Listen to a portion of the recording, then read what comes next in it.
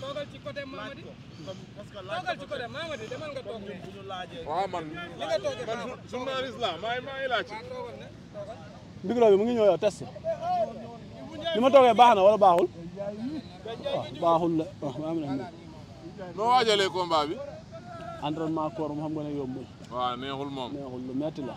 waaw mais yaa ngi préparé bu baax. waaw ñu ngi pare ànd ak suñu doom ndey ñoom Mamadi ñoom Gora Sock ñoom Franc suñu mag Papa Sow. xam nga coach Suko coach Lato ñoom ñëpp ñu ngi waaj daal 100% ñëpp a ngi fi. dëgg la waaw. mais combat bi li ci des bëreetul de. waaw bëri na 3 semaines ah j'espère que. mais pare nga. waaw pare na ñu ngi ci wàccaay bu baax a baax. le moral est bon. lépp naaj kay. alhamdulilah. yàlla na yàlla may ndam. ñu ngi leen di nuyu bu baax di leen siyaar di leen jox seen wàccuwaay tey nag ñoo ngi fii ci Jàmbaar Wrestling Academy jël si Garga 2 muy waajal combat am la 4 avril ginnaaw bi ñu jëlee adversaire am Ndiaga Dolé Garga ñu ngi lay nuyu bu baax di la siyaar bàyyi la nga nuyu mbokk moo doon ñu ngi lay ziar ah ginnaaw bi ñu sant yàlla julli ci yonent bi ñu ngi sant mboolem jullit rek di baalu àq weeru koor bi nga xam ne ci lañ nekk di baal ñëpp àq di baalu ñëpp àq di leen wax ne lépp luñ ci jaamu yàlla yàlla na ko suñu borom ful nangul ñu ko ak mboolem jullit ci barke yonent bi sallallahu alayhi wa sallam. foo toll ci wàccaay bi la 4 avril combat bi combat daaw la woon de. waaw ñu ngi ci wàccaay ñu ngi ci wàccaay xam nga boo jógee ci feebar moom dafa am nooy préparé woo rek pour nga bañ a delluwaat ci loolu quoi waaw ñu ngi waaj bu baax a baax. wàccaay bi ak koor gi nan lay demee bu ma juumul daaw yaa ngi doon waajal booy jaxaw ren aussi tamit. waaw koor gi nag wax dëgg yàlla dogal na ni miin nañ ko quoi préparé ci koor ndax sama dernier combat yi maam yëpp presque ci koor laa ko préparé quoi. ñu sama diggante Maama Lamine xam nga. ambulance bu Thiès. booy jaxaaw xam nga maanaam daal waaye miin nañ ko bu baax a baax. di nuyu fi nga xam ne fi nga ñu fekk muy Jàmbaar Académie bi yëpp. di nuyu 100% bi yëpp gis nañ taxawaay gis nañ jàppale parce que ñoom ñëpp bu leen neexoon ni préparation bi koor la nekk ñu toog seen kër yi waaye ñoom ñëpp dañoo bàyyi seen kër yëpp ñëw kon ñu ngi leen ci sant bu baax. di leen ci gërëm quoi. adversaire bi yéen ñaar ndax seen bëre méngoo na seeti war naa ko xaw ma ndax dégg nga li mu wax wala déet. waaw seetaan naa ko maa ngi koy nuyu bu baax nag. Ndiaga ndax ne wax dëgg yàlla nit ku baax la. nit ku am yëg-yëg la ci doomu aadama maa ngi koy ziar di ko wax ne nag làmb la rek. comprendre nga kenn ku nekk sa gox nga yóbbu quoi.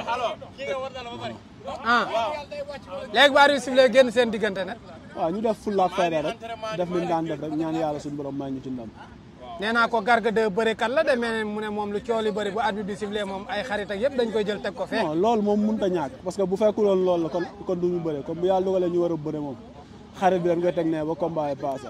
waaw mais yéen ñaar bu ngeen wuree ci bëre lan moo fa mën a am. bëre rek loolu moom damay bàyyi amateurs yi jugé parce que man xam nga rek am na loo xam ne wax mënewu ma ko quoi li may wax rek mooy di ko ñaanal wér di ñaan sama bopp wér.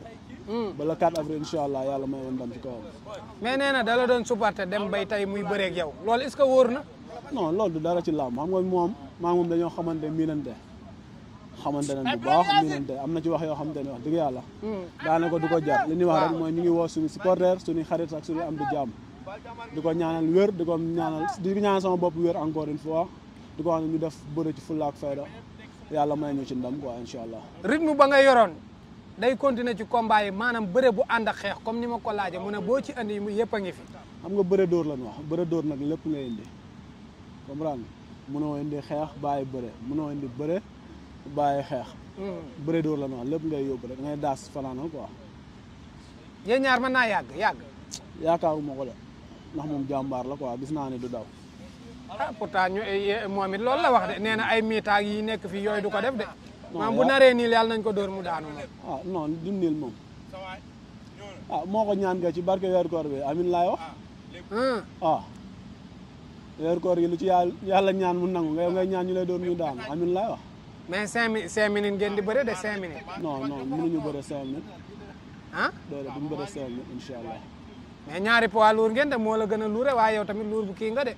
est-ce que bu ngeen tegee teg kele teg ñett ba ñeent jeexul. est-ce que taxaw xaar ñun ñaar ni ñuy bëree buñ dalante ragal naa ne buñ defee ñaari action rek lamb ji jeex. waaw.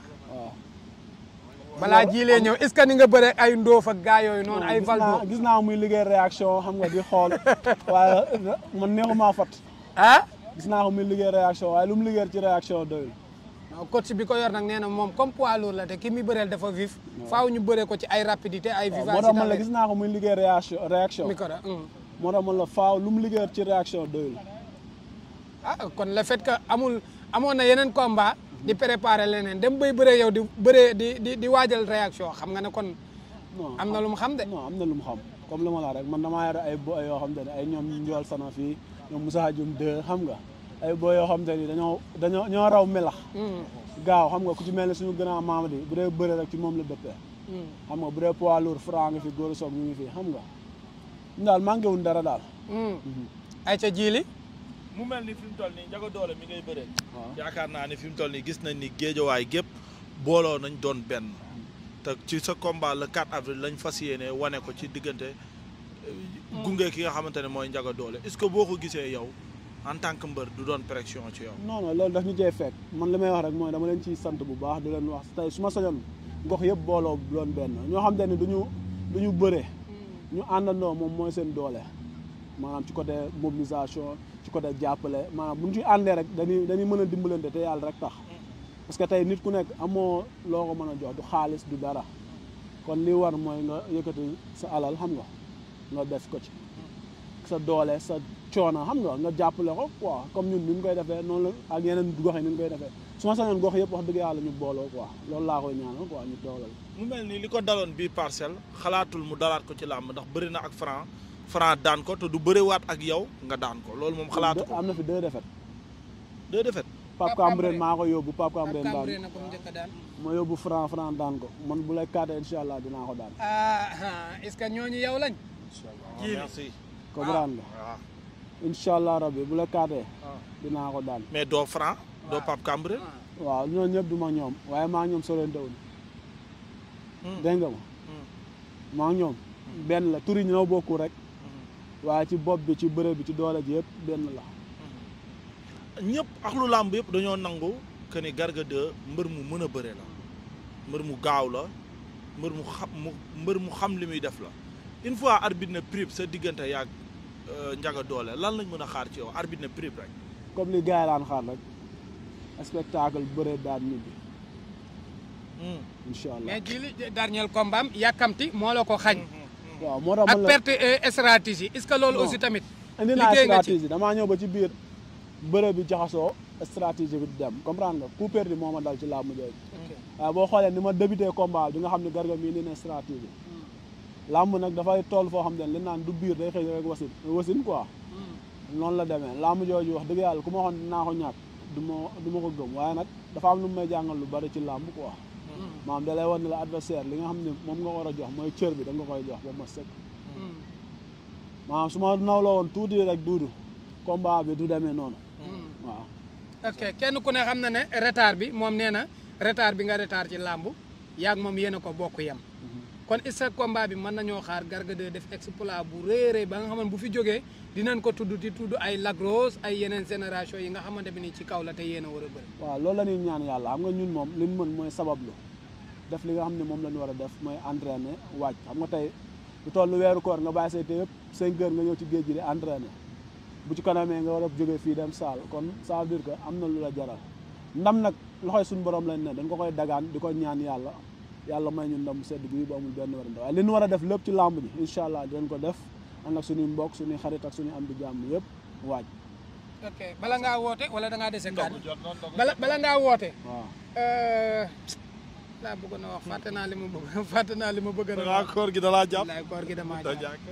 waaw wooteel. non waxal li nga bëgg a wax rek. dama koo fàtte. waaw xam nga di woo waa Parcelles gépp nag 1 ba 26 Grand Médine maa ngi leen di woo bu baax di woo waa parking stade bi sama boy foofu nga xam gis nañ taxawaay gis nañ jàppale bi waa Cité Fadia gi nga xam ne fa laa dëkk unité 6 unité 4 unité 3 unité 1 maa ngi woo ñëpp di leen seen Cambérène 1 Cambérène 2 Tali Ndiaga Mbaye Mbawar yi tamit ñu ngi leen di woo bu baax a baax di woo sama mbokk ñeeñooy di dem nag ba Ndande sama dëkk maa ngi leen di woo bu baax waa Ndande waa dëkk ba de dégg naa ko xam nga di woo waa Mirna Ndiol di woo famille Wilane bi yëpp di leen wax ne maa ngi leen di ziar ku ci mel ni sama xarit sama doom day Ahmed Wilane Lamine Wilane Aïssa Wilane xam nga maa ngi leen di woo bu baax di sàkku ñaan di nuyu tamit waa Touba Kane bu baax a baax waa Mirna Dakar waa Ngaay Mexe waa Kër Daago xam nga caar Culeur xam nga Kër Daago sama dëkku maam waa Daaru Salaam Kajoor tamit maa ngi leen di woo bu baax Mbacke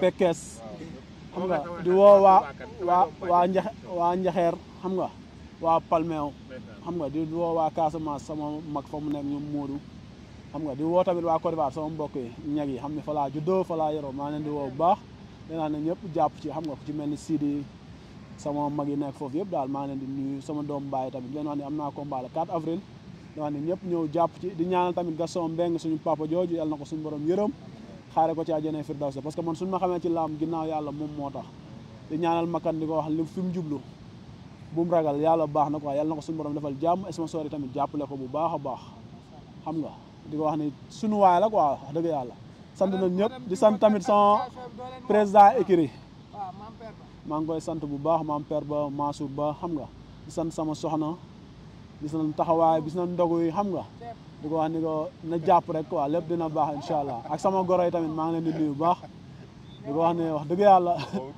non kenn sañu koo fàtte xalaatuñ ko xam nga di nuyu tamit sama boy yi nga xam ne ñoo ne ci diaspora bi ñoom wax dëgg yàlla dañ ñu ma manqué lan ñoom disco xam nga Xaadim Diouf Xaadim Seck depuis France xam nga Fallou Gueye tamit maa ngi koy nuyu bu baax di ko wax ni ko gëj naa ko dégg combat bi da cee war a jàpp Mabdou tamit ñu ngi koy woo ci combat bi bu baax di ko wax ni mu ñëw jàpp ci doomu ndey Baye Jili di ko wax ni làmb ji suñu làmb la borom France Serigne Ndeye soxna ñu ngi lay ziar bu baax di la jox sa wàcc bu baax di nuyu tamit Sa Touba sama sëriñ sama xarit sama mbokk di ko wax ni ko combat am la na ci ñëw jàpp jantal Mara tamit Mabdou ñu ngi koy woo ci combat bi bu baax a baax di woo képp koo xam ne yaa ngi may jàppale di sa nuyu sama doomu ndey nag léegi nu nga wax de Baye Jili président Modou Xarañ Lo président kenn da ko sañ a fàtte ñu ngay nuyu bu baax di ko ñaanal jàmm di ko baal wax ci weeru koor bi bu baax a baax di woo képp koo xam ne daal yaa ngi ñu jàppale El Hadj bu Garga 2 tamit ñu ngi koy woo ci combat bi bu baax di ko wax ni que mu ñëw jàpp ci wàllu ñaan ci wàllu taxawaay xam nga moom sama nit la quoi wax dëgg yàlla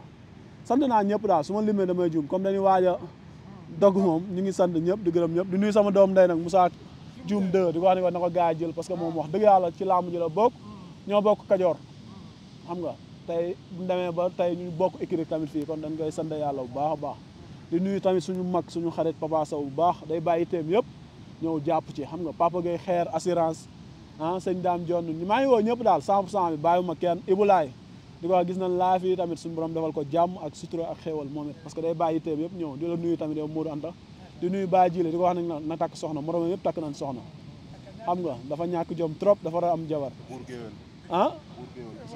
waaw Bour Gueweul tamit maa ngi koy nuyu borom unité 7 Ousseynou waaw moom it ñu ngi wax bu noonu mobiliser bu baax di nuyu tamit sama benn boy xam nga Ibou maa ngi koy nuyu bu baax Ibou Ndoye di ko wax ni ko gis nañ taxawaayam borom Kër Massar Ndiaye Diop wax dëgg yàlla maa ngi koy sant bu baax ñoom Cheikh Loum fii soo gaa yëpp daal maa ngi leen di nuyu bu baax a baax sama gaa yëpp ziar naa leen bëggee naa leen jaajëf waay